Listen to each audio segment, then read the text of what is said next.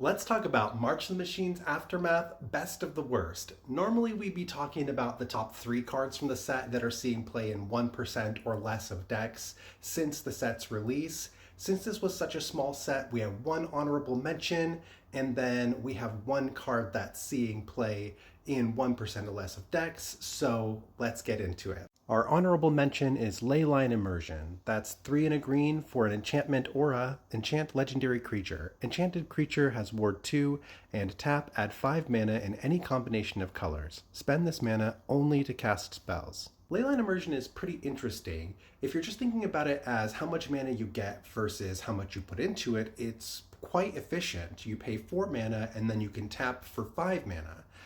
You're most likely putting this on a creature that doesn't have Summoning Sickness, so it is ramping you quite a bit here if you can get back around to it to take advantage of the refund.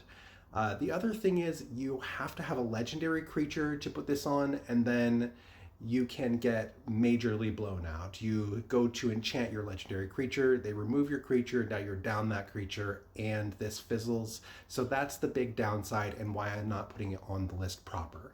That being said, I think it could be really fun in some decks, or just as a fun include. If your commander already has hexproof, then it could be interesting there. I know this gives the creature that you enchant ward 2, but that doesn't help you when you're going to put this on the creature and hoping not to get it fizzled. Best of the worst for this set is Karn Legacy Reforged. For 5 colorless, we get a star legendary artifact creature Golem.